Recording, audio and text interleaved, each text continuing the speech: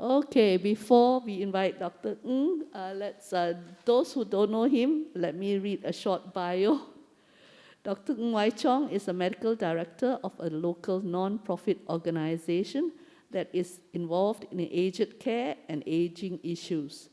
He has been an active volunteer with the NUS Medical Dhamma Circle since 1988 and was the immediate past committee member of Cakravala Meditation Center. He studies the Dhamma and meditation under Sayadaw Dipankara, a disciple of the Venerable Pa Auk Sayadaw. He participates in meditation retreats in Singapore, Malaysia, and Myanmar almost every year since 1999. In the year 2006, he spent nearly 5 months in Brahmavihara, a meditation center in Myanmar. In the past few years, he has been invited to deliver lectures at the Singapore Buddhist Federation Dhamma class, the Buddhist Fellowship, Kong Meng San Pokaksi, Buddha Light International Association, Wat Ananda, the Buddhist Library, and a few other Buddhist organizations in Singapore. Okay, so let us invite Dr. Ng today. He will be talking about the next Brahmavihara Karuna, okay, on Karuna. So, yes. Sorry, Dr. Ng, if your bio is not updated, do provide us with a new bio. Thank you.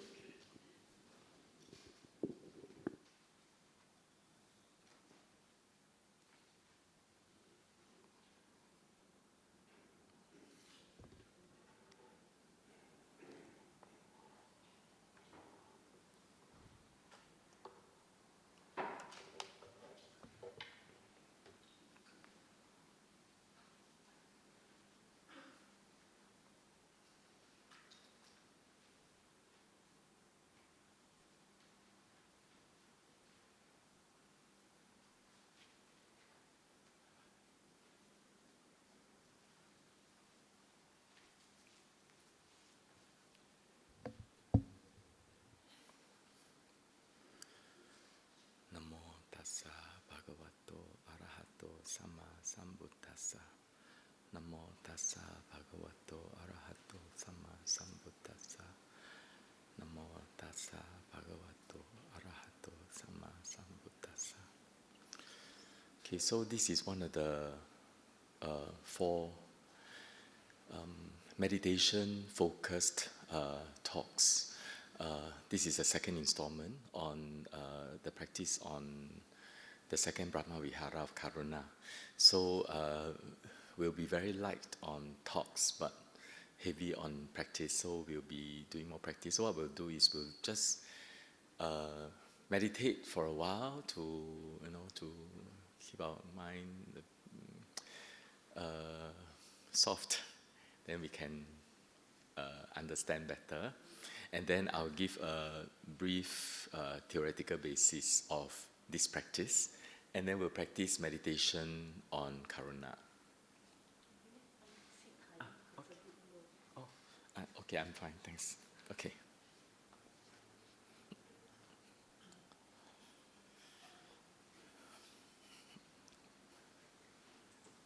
Okay, so let's sit upright. In our mind, we make a determination. For the next 10 minutes or so, let us put aside all the thoughts we have related to the past and the future and keep the mind holy. Holy in the sense that it is respectful of the Buddha, Dhamma and the Sangha. For we will commit the next 10 to 15 minutes for the practice of the Dhamma. Okay, we relax ourselves, seated comfortably, only keeping the back upright and being fully present, as if offering ourselves to the Buddha, Dhamma and the Sangha.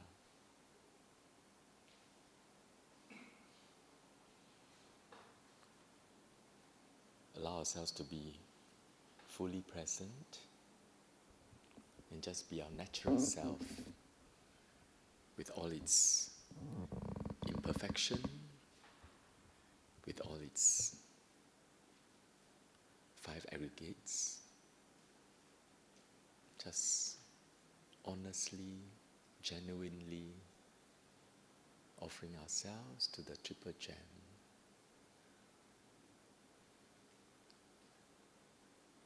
And with the mind soft and gentle, we perhaps can feel our bodies intimately,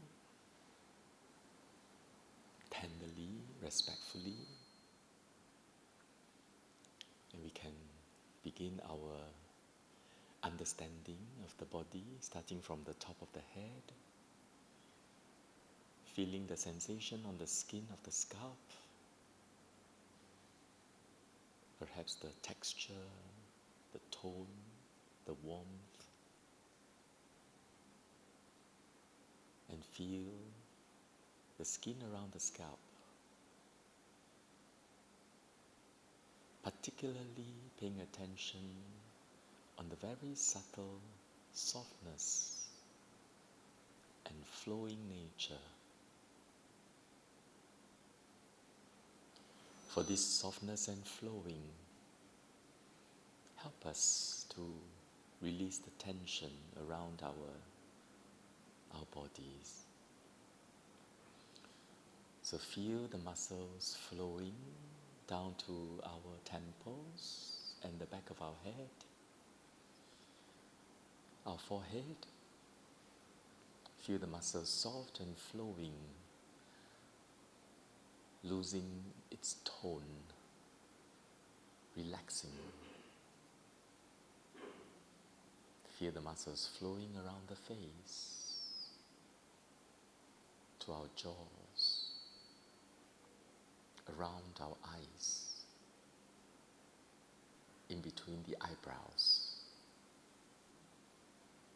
Sometimes the muscle tense up without ourselves realizing. And now we like to pay attention to the softness, the flowing, allowing the muscles to gravitate, flowing down to our neck. At the back of the neck, feel the muscles flowing down to our shoulders, releasing all its tension, allowing the neck to rest in its most comfortable, slightly curved posture. Allowing the muscles to flow around our shoulders, both arms, allowing the arms to gravitate by their own weights. Releasing the tension down all the way to the elbows, the forearms, the wrists and the hands, letting the muscles flow, almost dripping off the bones. And feel the muscles on our chest relaxing, loosening their grip on our rib cage, liberating our lungs to breathe naturally, without a care. Just be, breathing by its own reflex. There is no controller.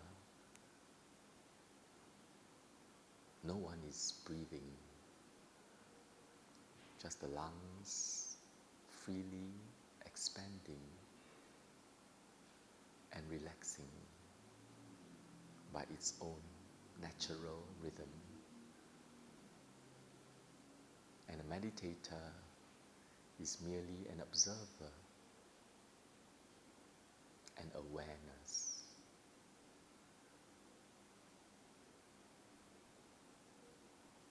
Feeling the muscles at the abdomen soft and flowing, allowing allowing all the organs to rest inside, like pillows and cushions in a cabinet, one resting on top of another, gravitating to the base of the abdomen, the center of our gravity. And feel the muscles around the pelvis, the bone at our waist, and the muscles at the buttocks, soft, supple, flowing, almost no tone. Feeling the muscles on our thighs relaxing, releasing all the tension, and around the knees, the calves, and the feet, as if the whole body of muscles are melting away, flowing all the way to the cushions, leaving behind a set of white skeleton with the skull, the neck bones, the rib cage, the spinal column, the bones in the arms and the forearms, the lower limbs, all exposed, naked, completely transparent. Nowhere to hide. A set of mere skeletons seated on a cushion, almost nameless, identityless.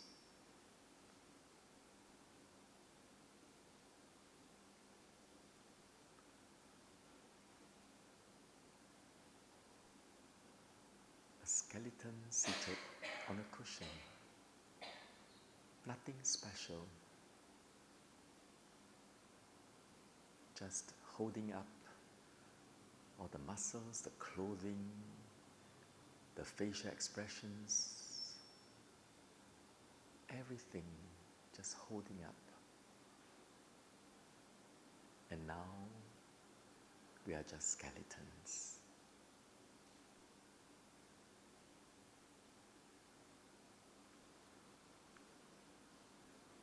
Perhaps we can sense a subtle joy in the recognition of this fact. Mere skeletons, clothed in muscles and skin and clothing and all the identity, positions,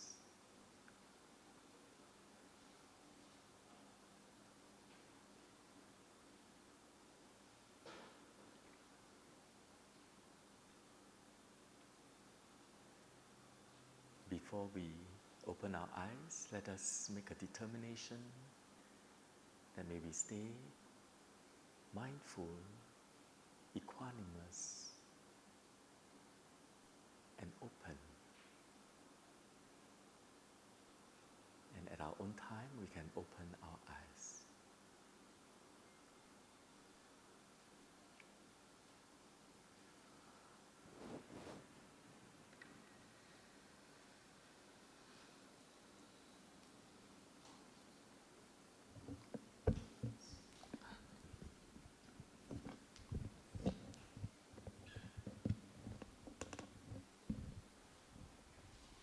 Thanks.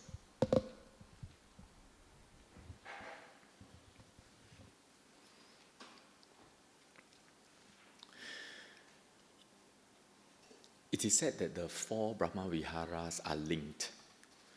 In what way? So the practice of metta is wishing the welfare of beings.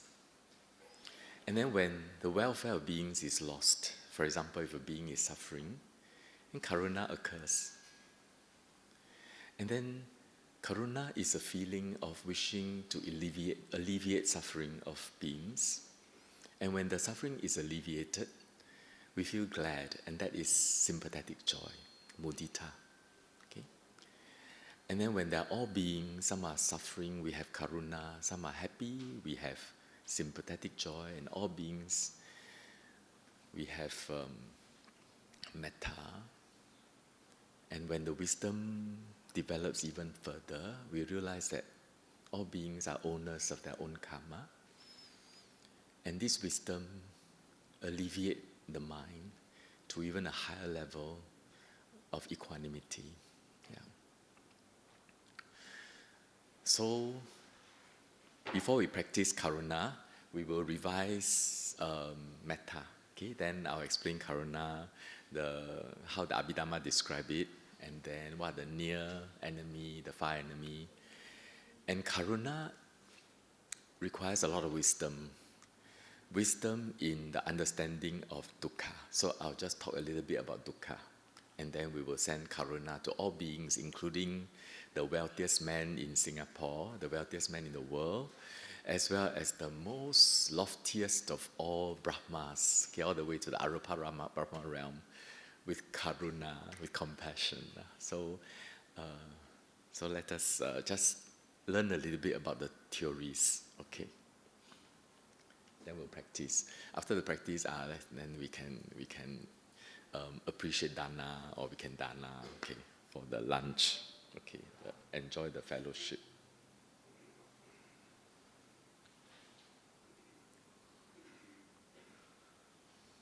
So as I mentioned last week, the 4 Brahmaviharas is very interesting. The object is actually being. That is why it's very interesting that when we practice Brahmavihara, we have a little bit of an ignorance as an outset that this is a being. Okay? A being is a conventional truth. In actual, if wisdom eye, there are no beings, it's just anicca, dukkha, anatta of the 5 aggregates, driven by the laws of karma, of physics and biology and so on.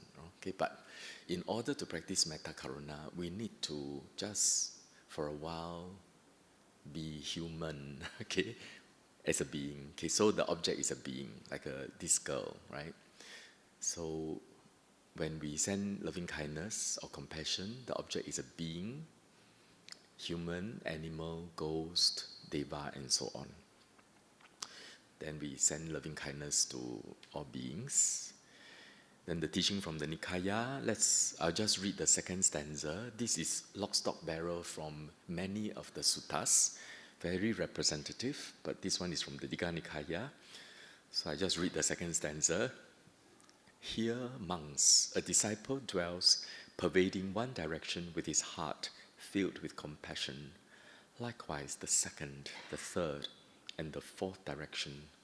So above, below, and around, he dwells, pervading the entire world everywhere and equally with his heart filled with compassion, abundant, grown great, measureless, free from enmity and free from distress. So what is taught here is compassion on a being, but in order to develop it, it has to be all round and measureless across space. Okay, like this. Okay, so like a satellite looking down on Earth. The application of the 4 Brahmavihara is related to self-care. I mean, loving kindness to ourselves is really important, although I understand it is not easy for a lot of people.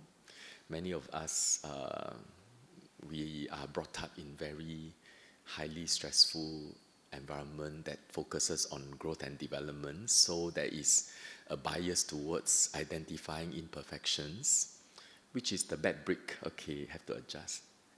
Furthermore, there's a bad dust. Okay, have to adjust the dust. So because of that, many of us have difficulty loving ourselves. But because we have learned to ignore the perfection, the good side of ourselves. So loving kindness and compassion is for self-care. Sense of purpose. Loving kindness, compassion is a very good way to live our life in a most meaningful way, you know. People who devote their lives to caring for their families, their parents, you know, as caregivers, as parents, as spouses, you know, commitment to one another. And beyond that, the extended family, the neighbors, the community, the society, the nation, the world, and even, you know, animals, sometimes even all beings. Okay, so these are a very meaningful way to live our life. So it gives us a sense of purpose. Source of joy, if we are, okay, this I think I mentioned the last time I was here. I heard from Bhante Umangala that the four Brahmavihara is the emotion of the Arahant. Okay, so Arahant, they will, because to them, all beings, all phenomenon are just impermanent suffering non-self, right? But the Buddha will still have compassion for beings because it is a habit. It is the drive behind the Bodhisattva path to become the Sammasambuddha. And this drive continues even when the Buddha is fully enlightened, but the compassion continues. So it's the emotion of the Arahant. The stability in the face of successes and failures is related to equanimity. We will talk about it sometime in July. And then loving kindness, compassion, because it moisturizes the mind, it supports any other kinds of meditation. Okay? And then these are all samatha practice. Okay? It helps us to concentrate the mind. With the concentration of the mind is free from hindrances and it's very, very crystal clear, and it becomes almost mystical, can see many things and penetratively understand things deeply, and is a foundation for enlightenment. We mentioned metta is founded upon adosa. Adosa is a mental factor of non-aversion. The mental factor feels like the moon shining on all beings equally without discrimination. So that is the mind of unconditional acceptance. This is the foundation of metta. Okay? And then the characteristic is the lack of opposing, promoting welfare. The function is to remove annoyance. It manifests to the meditator as agreeableness, and it succeed in removing ill will. The proximate cause is seeing all beings as lovable, which I mentioned sometimes is not easy. So before you can have metta, there is forgiveness. Before there's forgiveness, there is acceptance. Before acceptance is understanding. So metta is to see all beings as lovable, even if it is a hostile being, okay? Hostile to us. Far enemy, hatred. When there's metta, there's no hatred. Near enemy, selfish affection, which is a very interesting formulary we use to understand the four Brahmavihara, because if you have ignorance in the mind, when you start to cling on to personality, when you forget anatta, anicca, dukkha, loving kindness can feel like sentimentality. Karuna is very close to sorrow and grief. Okay, so if we are not careful, our karuna can degenerate, our compassion can degenerate into sorrow. Okay, so this is then there are 11 benefits of metta, and then the practices in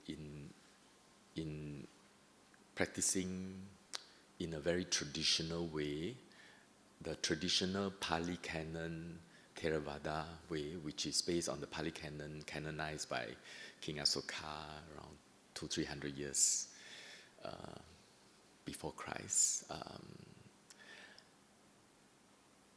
It is based on the Patisambhidamagga, okay, which is in the Khuddaka Nikaya. So we we practice free from danger, free from physical suffering, free from mental suffering, and be well and happy, all the way to the third jhana, each one. And then we start with self. Self, there's no way you can practice until jhana, but we center ourselves first, because the Buddha says across the whole universe, he cannot find anybody more dear to oneself than oneself. So if oneself cannot love oneself, it's very hard to have real and genuine love for others. Okay. But of course, I mentioned just now, a lot of us find loving ourselves difficult because of our focus on growth and development in our youth. But it's okay. Yeah. Okay. Then after the self, then we send to a benefactor, a dear friend, a neutral person, a hostile, antipathetic person. This hostile and antipathetic person, meaning somebody that you have a bit of grudge against, is not for beginners. Beginners, avoid the hostile person, because it can cause us, I don't know, send metta until I get so angry. Okay, so it's not mandatory. Okay, so you just send to yourself. Okay, some people find send to ourselves very difficult, so you can send to a cute cat or cute dog first. Okay, then send to yourself. But send to ourselves is important. Okay. I find what works is I send to myself as if I'm taking a cool shower, and all the bits of water, every cell of the body accept it, really deserve the love. We really deserve every ounce of it. That is how we send love to ourselves. I don't care, okay, I deserve all the love. So that's how we send ourselves. Then send to somebody who benefited us, a dear friend, a neutral person. For beginner, you can stop here, okay? Then you make equal. Self, a dear person, a neutral person, maybe a hostile person are equal. There's no difference, okay? All are equally beloved. That's when this is the beginning. This is known as the nimitta of the practice of metta. So based on this, we will use all this being and enter into samadhi. Okay? When the image is very clear and the mind keep thinking until it is stuck there, and then the mind just become, when it becomes stable, it becomes very happy, joyful, and then become very peaceful, and then become stuck. Okay, so that is how we practice deep concentration using metta with the being as a vision. But remember the scriptural source, we need to send to all directions.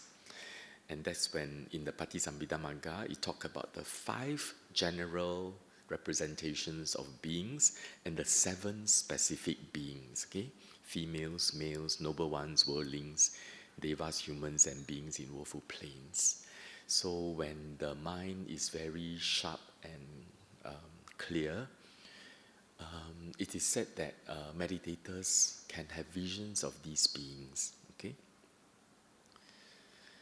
and then we'll send to all directions: the north, south, east, west, northeast, southwest, northwest, southeast, above, below. And sometimes we wonder: are there heavens below? Are there hell above? Okay. Try and then you'll see. Okay, so last time when we asked the teacher, he says, you try, you see. Then there are, and it means that there is multiple universes, maybe, okay, using our common conventional idea. I mean, so above you can actually have another universe, below there's other universes. So it's everything everywhere, all at once. Okay. So all in all, there are 480 if you send in all these 12 directions. But before that, you did this 12 directions first, and with four aspects of it. So all in all, if you add up the sums, okay, believe me, it's 528. So it's like, okay, very tiring, okay, sending metta like that. But this is a traditional practice. Okay, so we are mindful. We are mindful of the being. Okay, so this is we covered last week. Now Karuna. Because loving kindness is a foundation. Loving kindness is not unconditional acceptance, seeing all beings as lovable, and then we just wish welfare for all. May all beings be well and happy. And then we see suffering. Okay? So let me just explain suffering. The Buddha talked about suffering in 3 ways.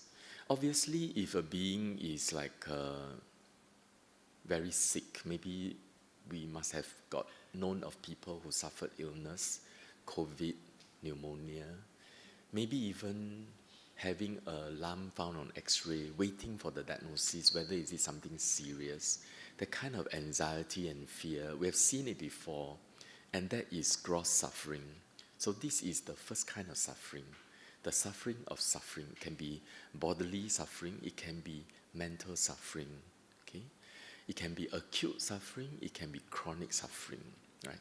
So this is the first kind of suffering.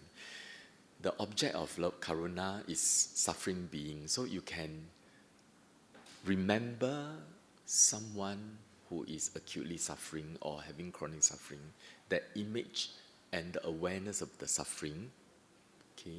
With the image, we can send compassion, okay, until the mind becomes stable.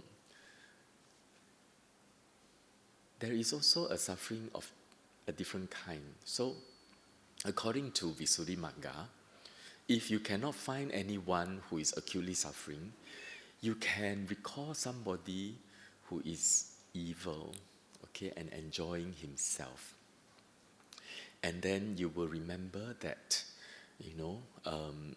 I don't know how is it in Singapore these days, but in the olden days in ancient India, apparently a robber or a thief or a murderer, if the king is supposed to punish him or perhaps execute the person, this person would be, a lot of his friends and relatives will come and offer him food, giving him very beautiful clothing, to sort of bid last farewell. And this person, without the awareness that he's going to the gallows or to the prison, he's just enjoying his cigarette, his cakes, his food. So it is the same. How do we have compassion for evil people who are enjoying themselves? Because of our deep foundation of faith in the law of karma. We know a person who is doing a lot of evil deeds will have to suffer, okay? Either this life or the next or subsequent ones. So all the enjoyment is just enjoying stale food from good karma from the past. And this one is not going to last. So the second kind of suffering is the suffering of change. You may be happy now, but this is so transient. It is happy now and suffering next. Okay?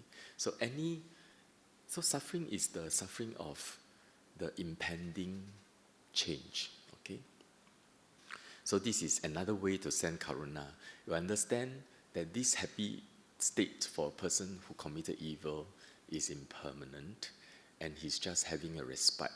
After that, he's going to suffer.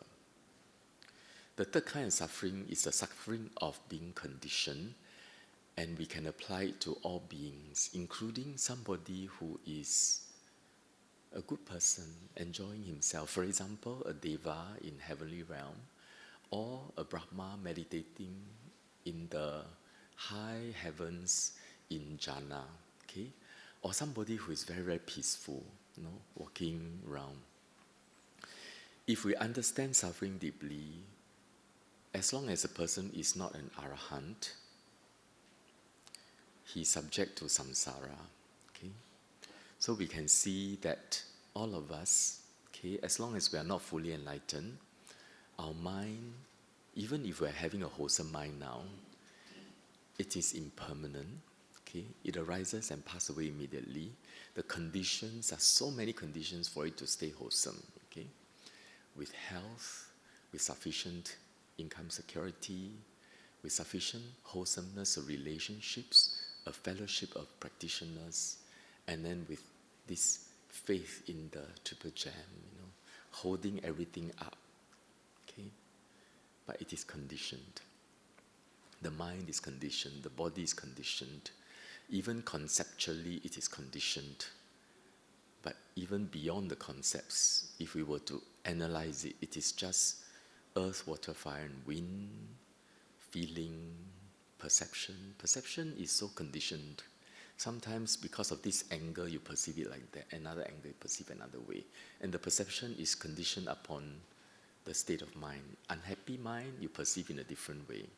Happy mind, perceive in a different way. So perception and all the mental, the emotions, the mental volitional formations are subject to so many conditions. Even moment to moment, they arise and pass away. What more the awareness? Awareness, moment they arise, they pass away, sustained by conditions of relative health, wealth, relationship, knowledge, faith. Okay? So that's how we have Karuna, even for beings that are in good places, beings that are wholesome, good people. Okay, so when we practice Karuna, there is a lot of wisdom. Wisdom is the basis for empathy, okay, understanding, and then we can have Karuna to all beings. So that is how we practice Karuna. So the characteristic is promoting the removal of suffering in others. So perhaps it's a person who is having acute illness, or an evil person who is enjoying his last meal, or all beings, because all beings are subject to samsara. The function is that we cannot bear the suffering of all beings. And the manifestation to the meditator is you cannot, there is no cruelty, there's no way you can stand suffering. Okay? The proximate cause is seeing helplessness. That all beings, they thought that they are in control, but they are only in control to some extent. Their control is actually dependent on so many other things. So all of us are, in a way, to some extent, helpless. Okay? So seeing all beings, the helplessness, and overwhelmed by suffering. So the success is when you can no longer bear suffering. That is, when you subside, the cruelty is subsided. And the failures, the near enemy is sorrow. Sorrow happens when we send loving kindness without mindfulness. Okay? The mind is not peaceful, not respectful, almost robotic. Then after a while, we see ourselves feeling sorrow. Why? Because ignorance creeps in. We forget about that all are transient. Okay? We forget about anatta. Okay? We forget about the First Noble Truth. Okay? So if we are not mindful, okay, we can go into sorrow. So that's why it is good to relax ourselves. When the mind is very relaxed, it's mindful easily. When the mind is very respectful, it is mindful easily. And then we send loving kindness. Loving kindness is easy. And then we reflect on the suffering, and then we go into Karuna. Okay? Okay, so we will. This is just a picture of animals. Animals. It looks like a very peaceful Serengeti plains in Africa, right? A plain, and then you see all the herbivores eating away. But you know, their eyes are at the side. So they have a lot of alertness, a lot of worries, just in case, you know, a lion comes along. And even without the lion, they have a lot of, they have a lot of territorial feeling. Hey, this is my grass. How come this zebra is eating? Okay, their mind is like that. A lot of aversion mind, a lot of worry mind, a lot of restless mind. So it's a lot of suffering. And then they may be like eating, and then they reproduce, and then they eat and reproduce, and their life is very short, cut short by a carnivore. Okay, same for the antelope, and same for the other, for the baboons. Okay, I've already answered this question. Okay, how to have compassion for evil persons, how to have compassion for people who are obviously successful and happy, how to have compassion without sorrow. Okay, it's about being mindful. Okay, the practice, we'll practice metta first, and then we'll recall a person helpless. So you can think of a person, preferably not a dear person, someone you're not so attached to, suffering. Okay, and then after that, we send compassion to a dear person, a neutral person. We can skip the one with the grudge, and then we make equal. Okay, then we will send to all beings. Maybe we won't do all these 12, and then we'll send to all directions. Okay.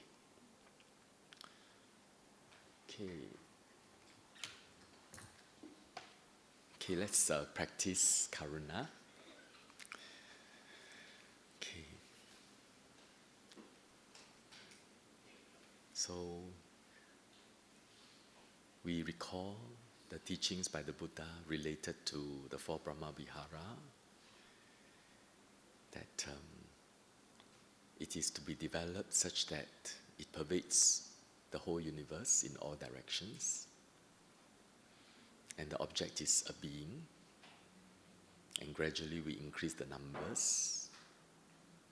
And in order to have good concentration, the mind is balanced, neither too strained or too relaxed, holding the vision of a being gently, like holding an egg yolk, and then the being's image will become stable. So let us first practice metta. Let us recall nonchalantly, in a relaxed way, an image of ourselves. Almost no energy to it, just in a very natural way, we see ourselves seated on a cushion. Doesn't matter if the image is faint, even if it is colorless, it's fine. Maybe we can only have a glimpse of the hand or the face. It doesn't matter if the vision of ourselves in front, or the image of ourselves as if our eyes are behind us or above us, like an angel. Because with the mind closed, with the eyes closed, the mind can be anywhere. So we see a person, ourselves, seated on a cushion, and then we first thank ourselves, for we have done well to help ourselves. We are imperfect, but that's fine. No one is perfect. Full of gratitude, let us silently tell ourselves, may I be free from danger.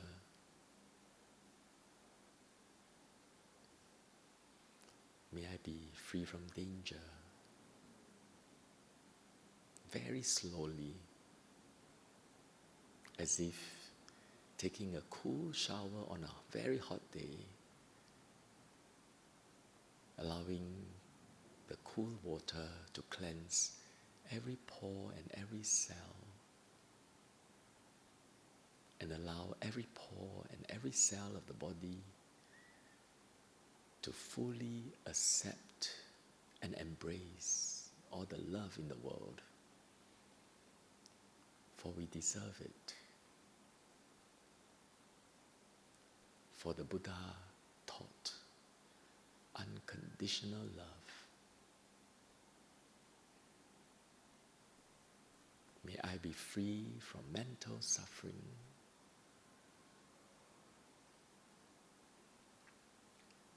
May I be free from physical suffering.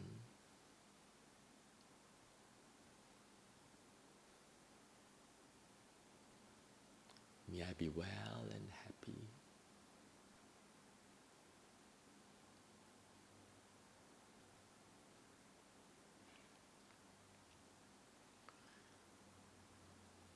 Allow the mind to embrace all our friends in this shrine hall. Have a vision of everyone seated here. It doesn't matter if it is imagined. We know there are people here. You can call that faith, educated faith, even with our eyes closed. May all my friends in this shrine hall be free from danger, be safe.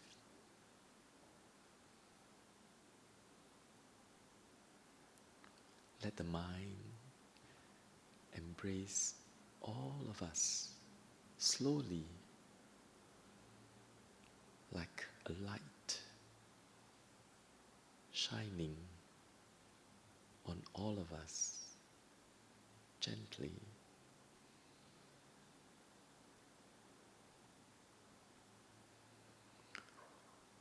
May all my friends in this shrine hall be free from mental suffering,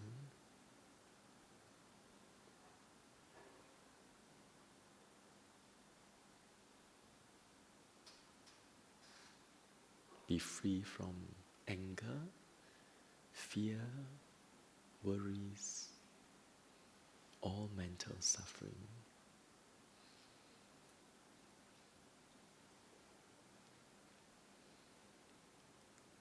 May all of us be free from physical suffering.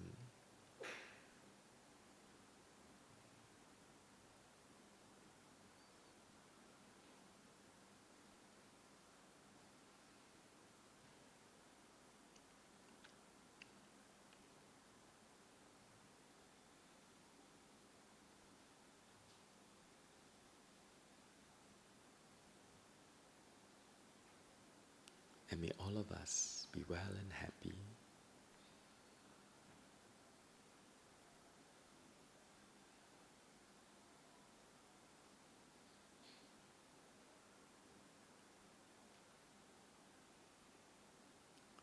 And let us expand the mind, allow it to penetrate the wall of this place, and visualize all people living in this neighborhood,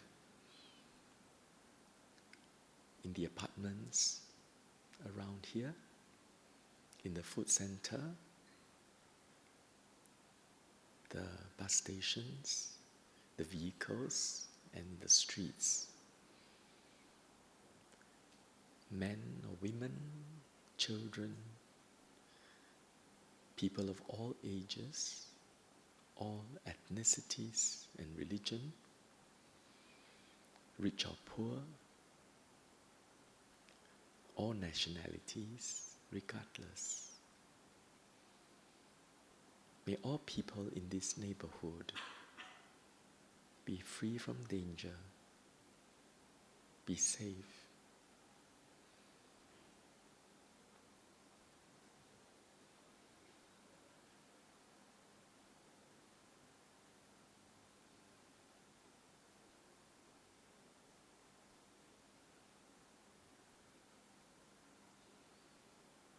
May all people in this neighborhood be free from mental suffering.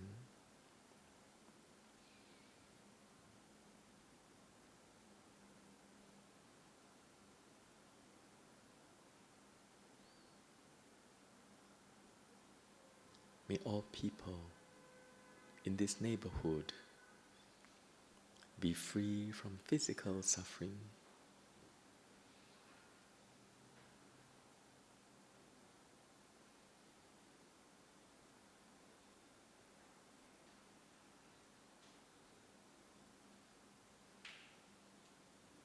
And may all of us be well and happy.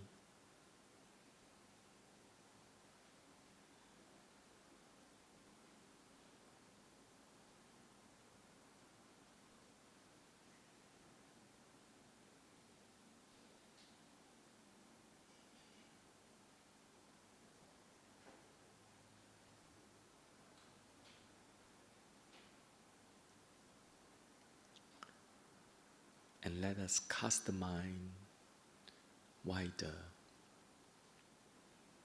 to cover the whole island of Singapore. May all humans in Singapore be free from danger and be safe.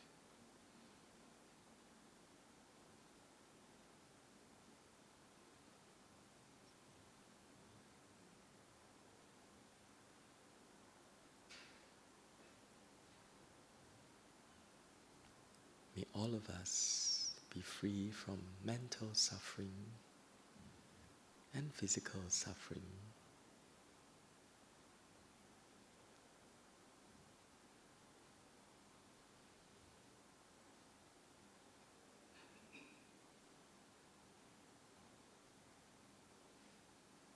And may all of us be well and happy.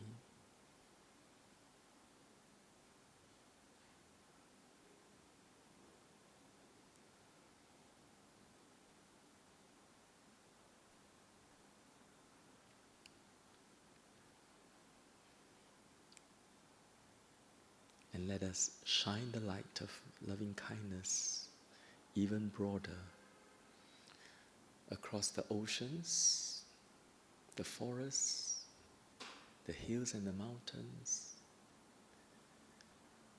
or the cities in the world, or the rural areas around the whole world, or the humans around the world,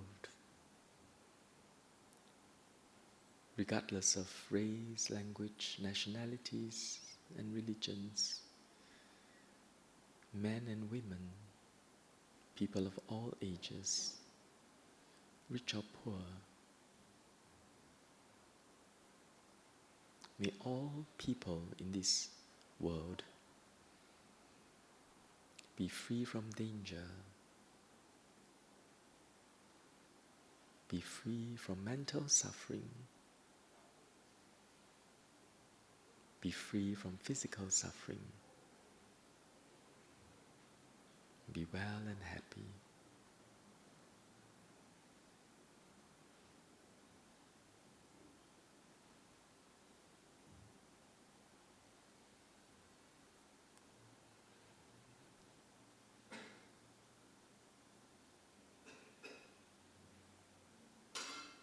And beyond the whole world, let us embrace the whole universe of beings, animals, devas, beings in the woeful plains, in all directions, as far as space.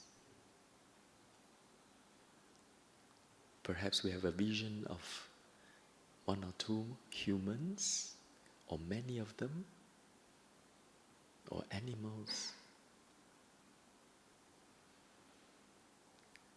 May all beings in this whole universe be free from danger and be safe.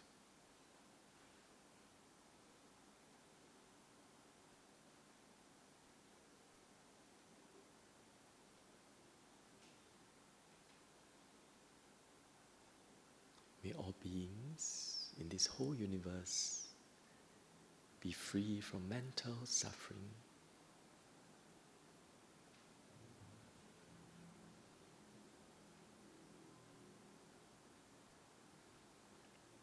May all beings in this whole universe be free from physical suffering.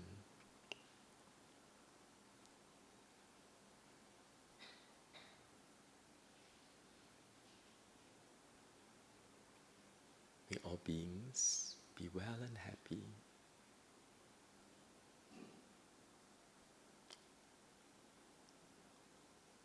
Allow the mind to be like a light, limitless, measureless, touching the hearts of all beings we can visualize.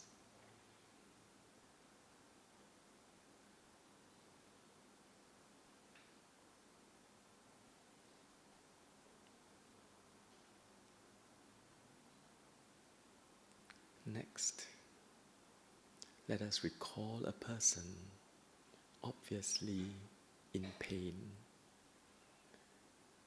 either in the mind or in the body.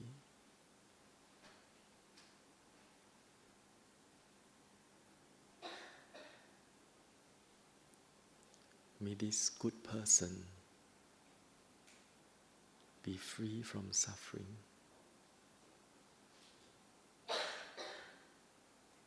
Hold the image of the person gently, like holding an egg yolk or a baby, neither too tight nor too laxed. Just holding it with the most genuine kindness and compassion, without a care. May this good person be free from pain and sorrow.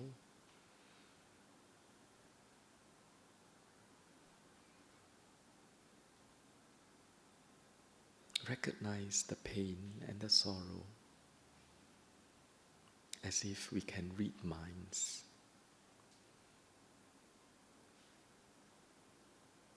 Holding the image of the person lightly but steadily.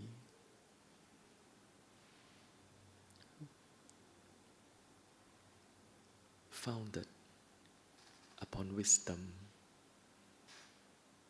recognizing pain and suffering.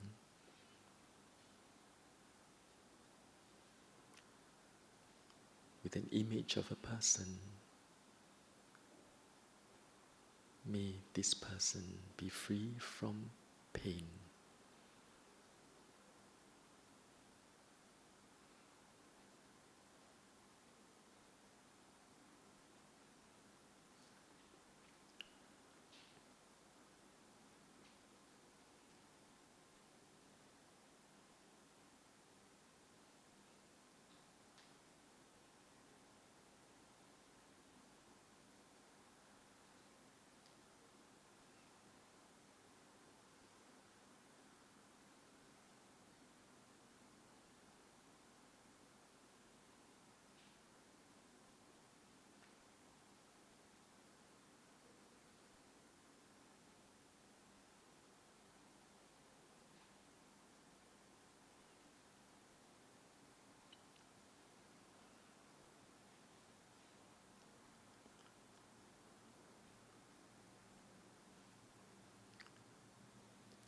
Let us include the image of all our friends here in this hall.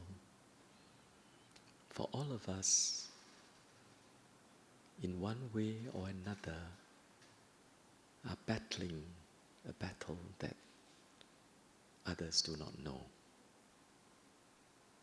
May all my friends in this Dhamma hall be free from suffering.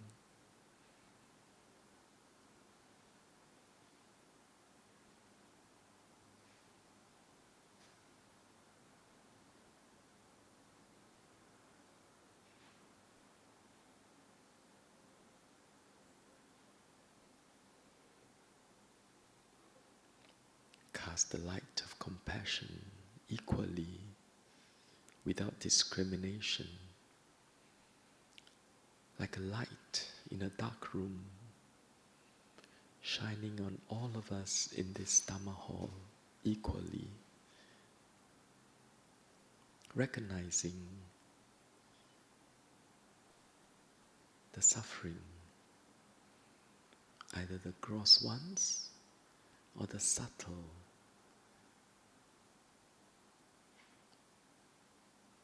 As long as one is not an arahant, one is subject to samsara, the rounds of rebirth. As long as one is not perfect, there will be ignorance, moments without mindfulness,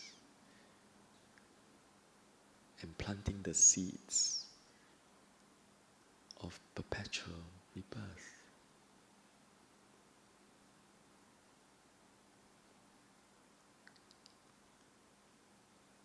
all of us in this hall be free from suffering.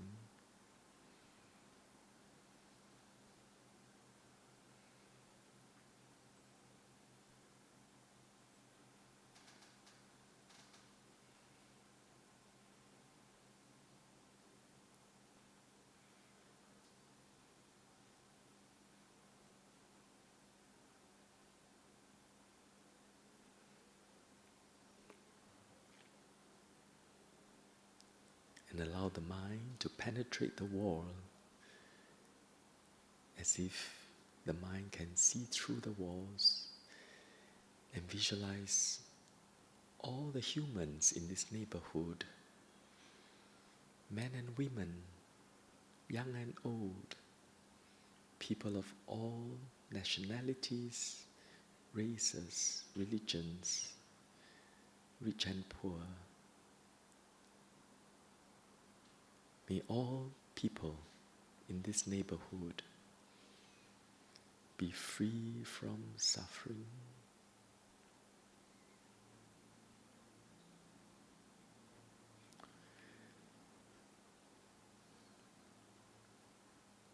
As if we can read the minds. People, young and old alike. Moments of restlessness, moments of greed, moments of sorrow, moments of anger. Even when there are moments of wholesomeness, they are all subject to samsara.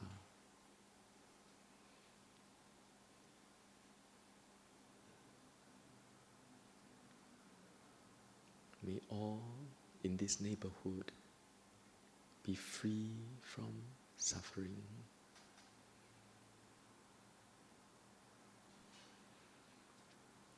And let the mind rise even higher, looking down on the whole of Singapore, visualizing everyone in the streets, in the flats, in their homes, in the vehicles, in the trains, at the ports, in the malls, everywhere.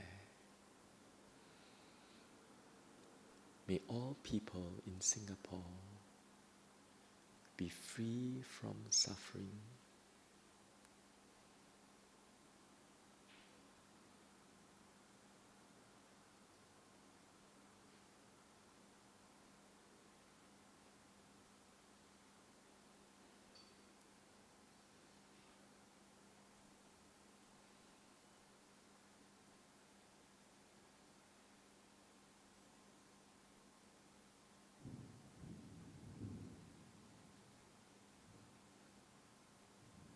May all people in Singapore be free from suffering.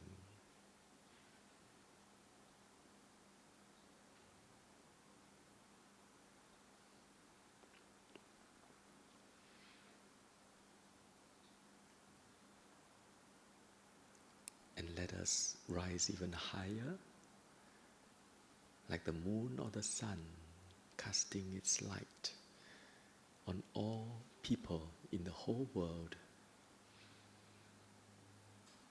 May all humans be free from suffering.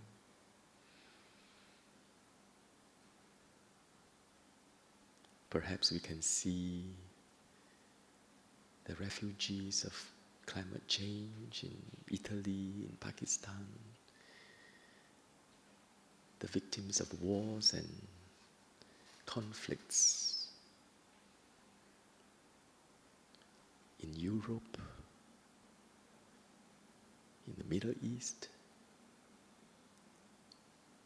in Africa. And perhaps we can sense the suffering in all the people living in the cities, the anxiety and the worries, the helplessness when it comes to aging, sickness and death. May all humans in this whole world, rich or poor, young or old, may all of us be free from suffering.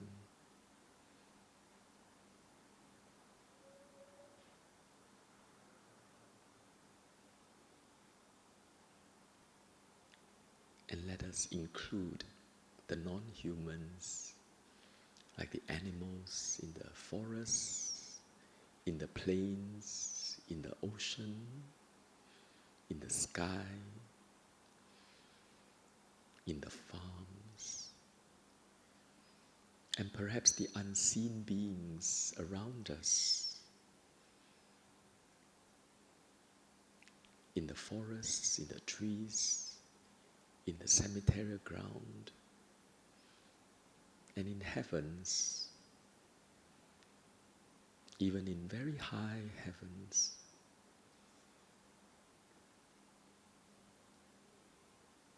May all beings be free from dukkha,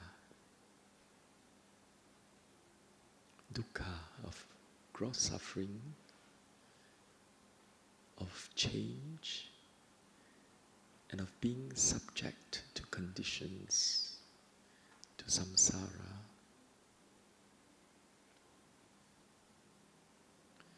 Dukkha of restlessness, of ignorance, of views, of clinging. May all beings in this whole universe be free from dukkha.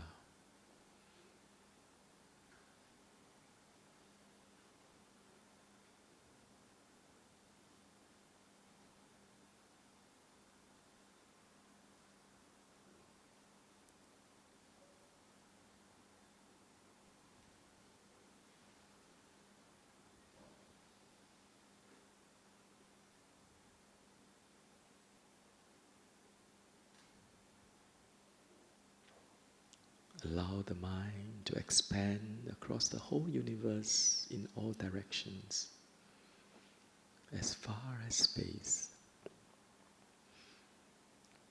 All beings, dukkha.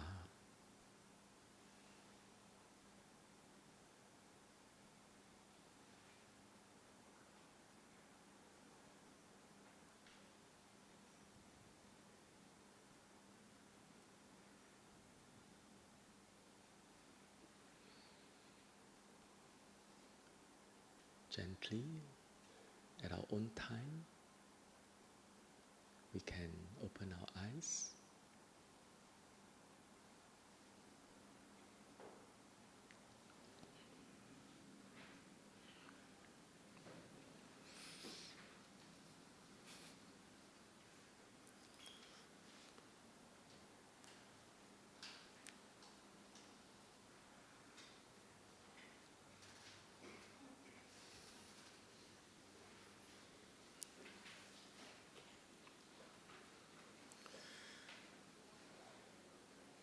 So that's how we practice Karuna. Okay? You can start with Karuna first, but I find starting with Metta easier. Okay, Metta, then Karuna.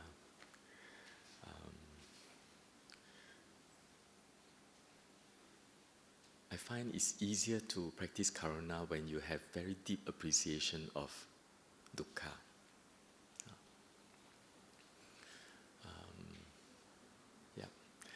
Are there questions or feedback or comments?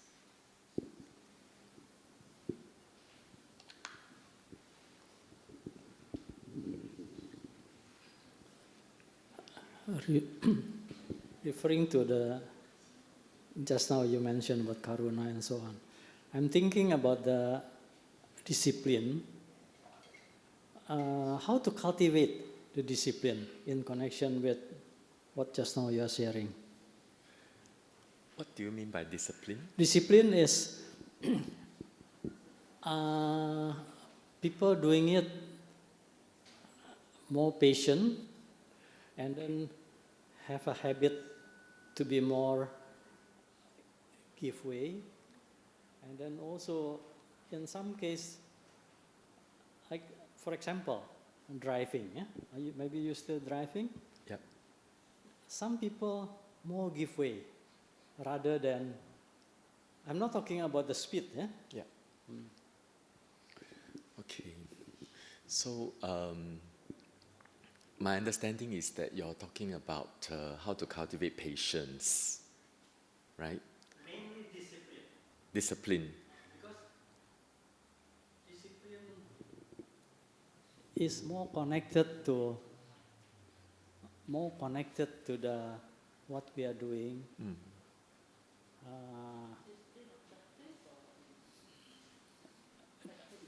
Practicing, yeah.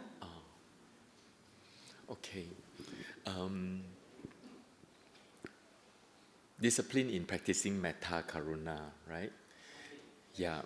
So what I do is every morning before I wake up, with my eyes still closed when I'm awake, I'll send loving kindness to myself and to all beings. And this helps the rest of the day to be reminded to have loving kindness and compassion.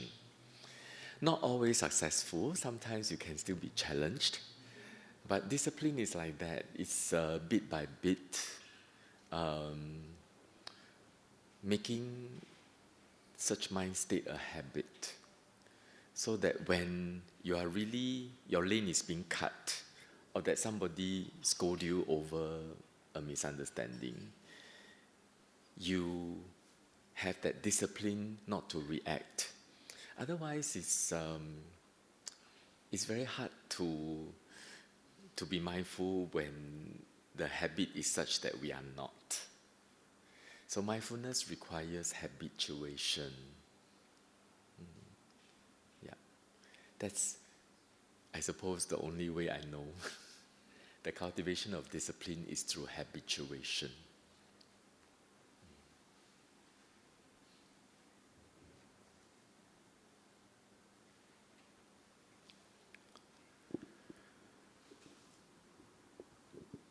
Thank you, Dr. Ng, for your sharing. I would like to check. So for metta, there are teachers who say that we can only send metta to the same gender. So how about for karuna? Is there such an instruction?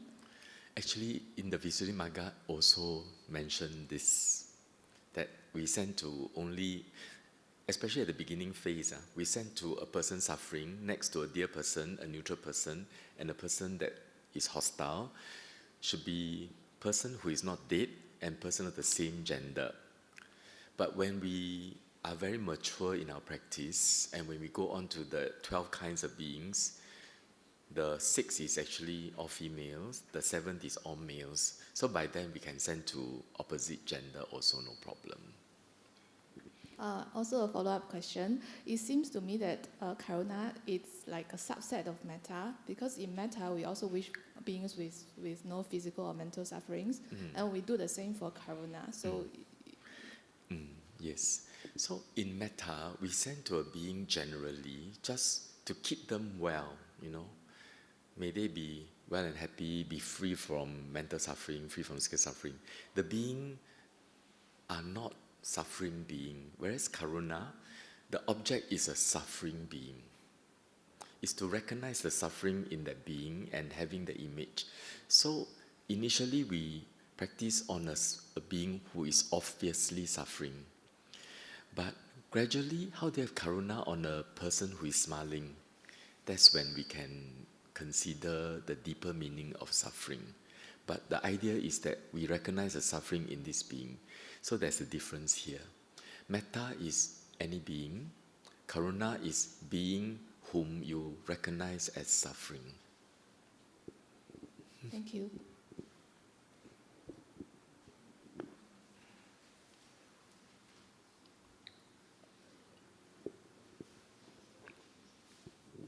Doctor, can you tell us the difference between the far enemy and near enemy, and how do we manage that?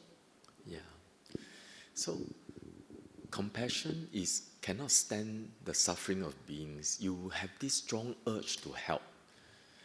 But helping is something else, you know. It doesn't mean Karuna means you must help. Sometimes sending Karuna is already a very important practice. Okay, so this is Karuna. So the near enemy, the far enemy is cruelty. That means you see suffering, you happy, all that, okay, suffer. So this is the opposite of compassion. The opposite of compassion is being heartless with suffering. Okay, some of us, we see suffering, we may not help, but we're not heartless. We just feel, I can't sacrifice this to help, but I wish this person well. That is also Karuna, okay?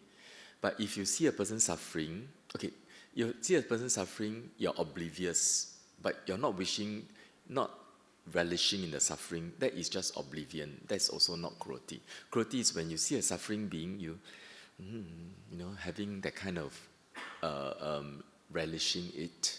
So that is cruelty. So that is the far enemy. Karuna is the opposite to cruelty. Near enemy is sorrow. Okay, we practice Karuna until we cry. Okay, we pity, and then we just feel very helpless with the person, and then we feel really, really down. And when you check the mind is an unhappy mind, and it has aversion against the concept of the being suffering. And behind that is an attachment that this is a being, this is my brother, this is my friend, this is a patient. How can anybody be so cruel, Then the whole mind starts to create a story by itself.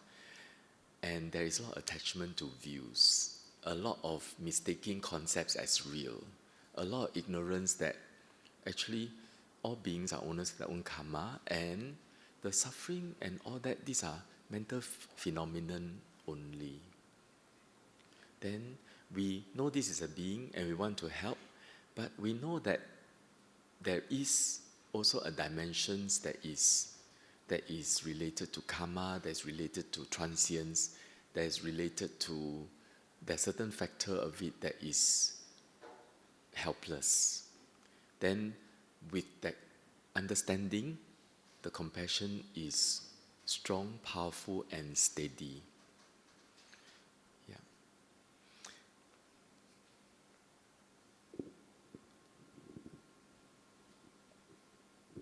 Thank you, Doctor.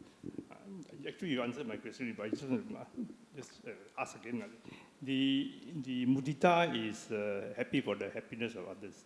So you talk about the sadness for the sadness of others. Can that be called a mudita?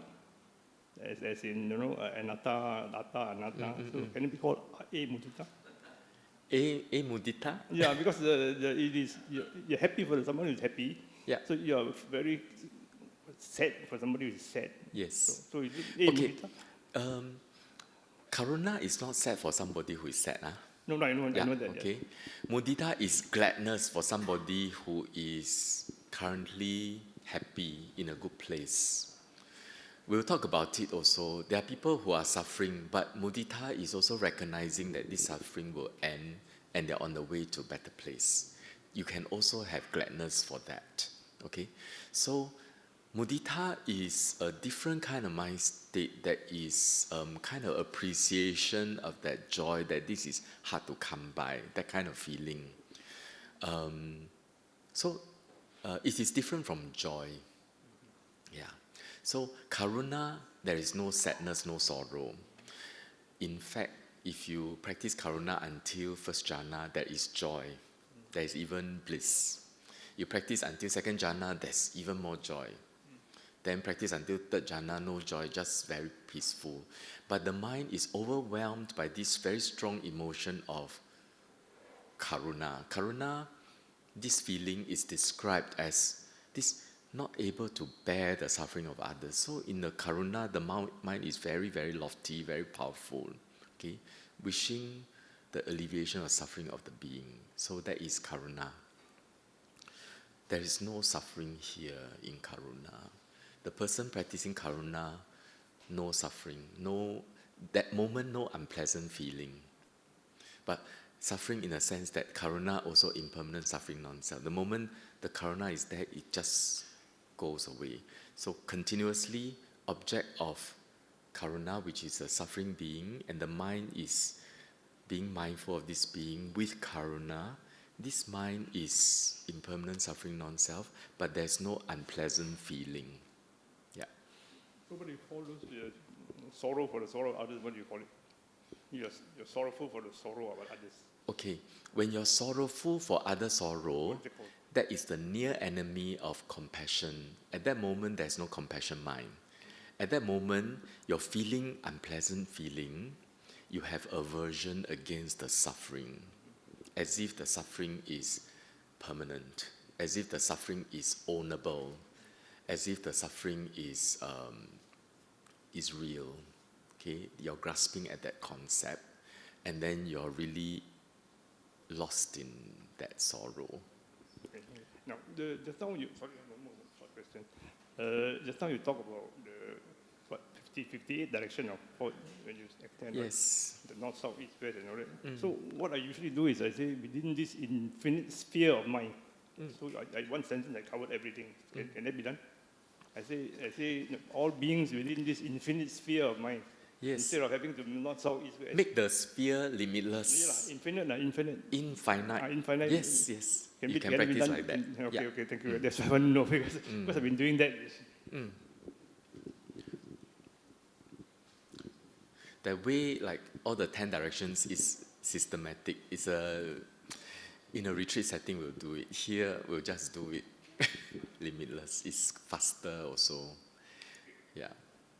Just get a taste of it. Yeah. Any more questions from the floor?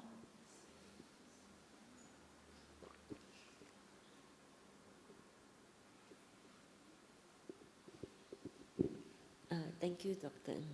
Ng. So when we practice Karuna, we visualize a person or an animal that is suffering, and we want to help them. Is that so? But if we can't help, then we will just think that this is not going to be a permanent. Okay. The practice of Karuna is a mental practice, it's a samatha practice. When you're practicing the meditation, you cannot be helping at the same time. But this practice plant the seed for us to behave in a certain way subsequently, that we will take action when you can. And also it may shape our career, may also shape our tiny little choices every day.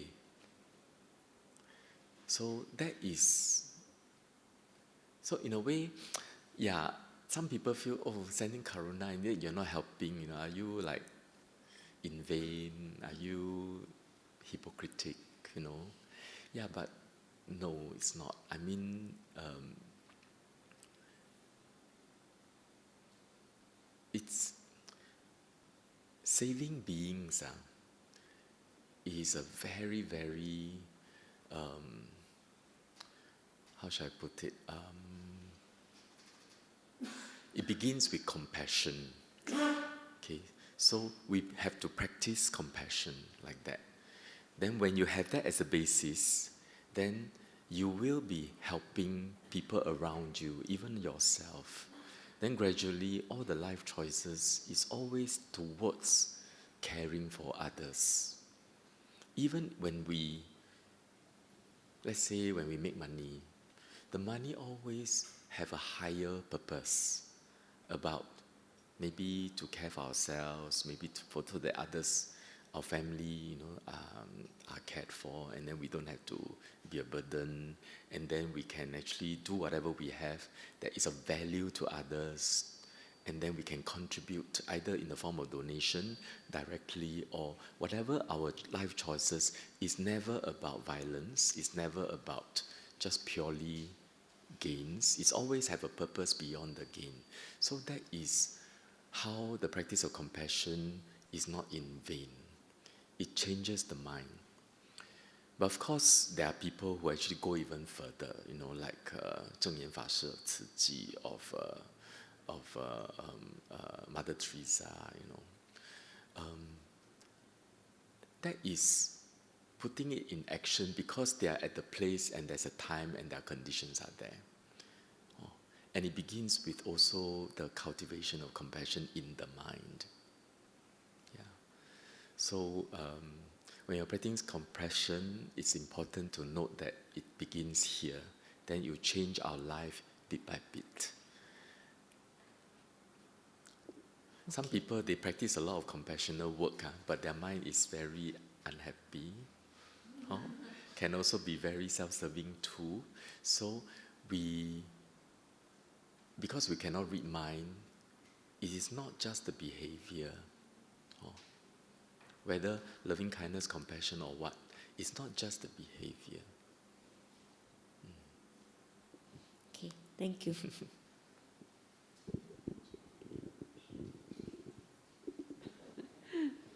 Thank you, Doctor. I love the instruction you gave. Is it possible to get them online or is it stored somewhere? I think it'll be on YouTube, right? Yeah. Oh, okay, thank you.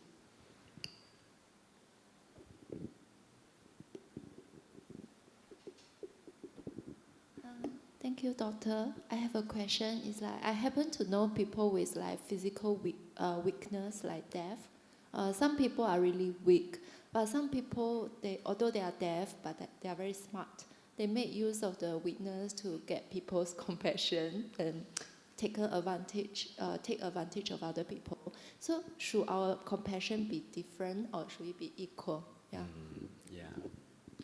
So compassion is really a mental activity, right? Wishing all beings to be free from suffering. So and all that.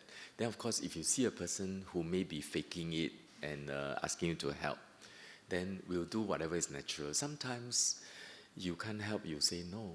Sometimes you want to help and you don't care whether they are faking or not. It doesn't really quite matter. And later we'll talk about equanimity. You know that all beings are, as long as you're subject to samsara, all the alleviation of suffering is only transient. All the suffering is also only transient. As long as one is not fully enlightened, like an arahant, who does not follow the Eightfold Path, one will be subject to it. So all our help is really touching only on the surface, almost like scratching an itch for them. And when we practice it this way, there's metta, compassion, there is mudita, and then there's equanimity. We'll find that there is a lot of flexibility and fluidity in our work. So sometimes we will help, sometimes we will think that, okay, this one I have to let go. Yeah. And no one can judge anyone.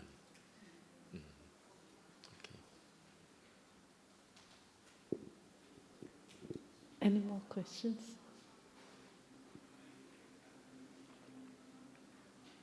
If none, we will end this session with our another question.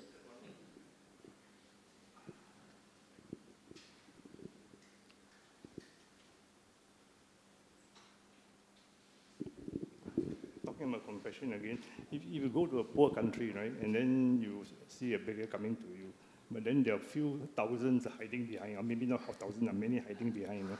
So what do you do? In poor countries like that, once you give one blood, the whole people will come and surround you. So what do you do in that kind of situation? So if I'm there, I will know. So, I mean, speculatively, it's very hard to say, Like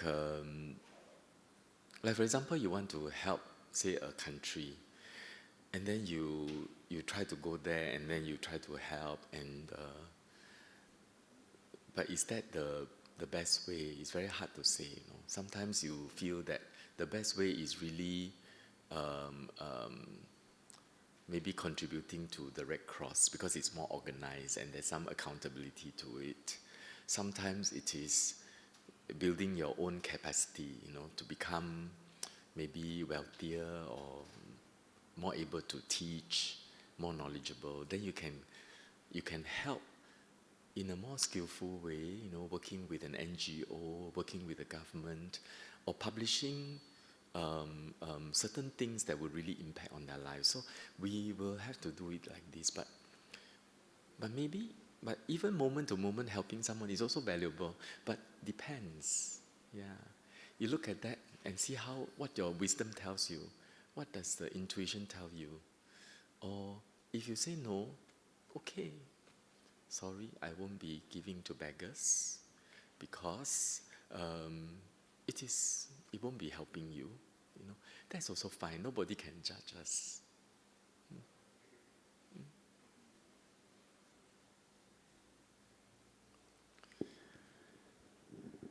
Okay, no more questions. We shall end the service with our dedication of merits.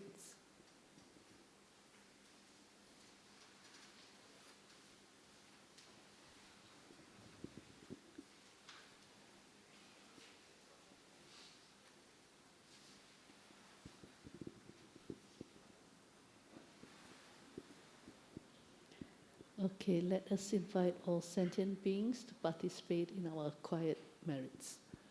Ettavata ca amhehi sambatang punya sampadang sabbe deva anumodantu sabba sampatti siddhya. Ettavata ca amhehi sambatang punya sampadang sabbe bhuta anumodantu sabba sampatti siddhya. Ettavata ca amhehi sambatang punya sampadang sabbe satta anumodantu sabba sampatti siddhya. Let us think of our departed relatives and friends and share our merits with them. Idang me nyatinang hotu sukhita hontu nyatayo. Idang me nyatinang hotu sukhita hontu nyatayo. Idang me nyatinang hotu sukhita hontu nyatayo. The end of service dedication.